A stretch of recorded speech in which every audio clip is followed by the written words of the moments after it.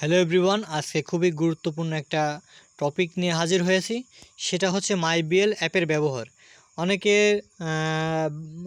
মাইবিএল already Banglalink SIM use করেন, কিন্তু আসলে বাংলালিংক সিমের যে ব্যবহার সেটা হয়তো অনেকে জানেন না। আজ আমি আপনাদের মাইবিএল অ্যাপের যে ব্যবহারটি সেটা আমি আপনাদের সুন্দর করে দেখাবো। সো সবাই সঙ্গে থাকবেন, ভিডিওটি সম্পূর্ণ দেখবেন। আসলে অনেকে একটা গুরুত্বপূর্ণ কথা বলি, অনেকে হয়তো বা ফোনের ব্যালেন্স চেক করতে অনেক সময় লাগে। তারপরে আবার অনেকে যারা মোবাইল ডাটা ইউজ করেন, যারা নেট চালান, সেক্ষেত্রে আবার নতুন করে আবার আপনার ডাটা দেখতে অনেক সময় লাগে। সেক্ষেত্রে আপনারা খুব সহজ উপায়ে মাইবিএল অ্যাপের ভিতর প্রবেশ করে আপনার ব্যালেন্স অলরেডি কত মিনিট আছে, কত ডাটা আছে, আপনারা খুব সহজ উপায়ে দেখতে পারবেন। সো গাইস, কীভাবে মাইবিএল অ্যাপটি ইউজ করতে হয় সেটা আমি আপনাদের দেখাবো। আমাদের প্রথমে আপনারা স্ক্রিনে দেখতে পাচ্ছেন যে মাইবিএল অ্যাপটি এখানে আছে। মাইবিএল অ্যাপের ভিতরে আমরা ঢুকবো, ঢুকে গেছে অলরেডি। ঢোকার পরে আপনারা দেখতে পাচ্ছেন অলরেডি যে আমার টাকা এখানে 0 টাকা 1 পয়সা আছে রিচার্জ এখানে, অর্থাৎ এখানে কোনো টাকা নাই।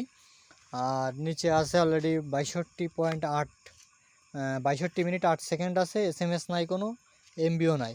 সুতরাং আমরা কিন্তু মাইবিএল অ্যাপে ঢুকে কিন্তু অনেক কিছু দেখে গেছি, যে আমার ফোনে কত টাকা আছে, কয়টা SMS আছে, কত এমবি আছে, কত মিনিট আছে। এবং আমরা যদি আমার ফোন থেকে যদি ঢুকে দেখতে হতো, সেক্ষেত্রে আমাদের অনেক সময় লাগতো, সেক্ষেত্রে আমাদের অনেক সময় এখানে বেঁচে যাচ্ছে।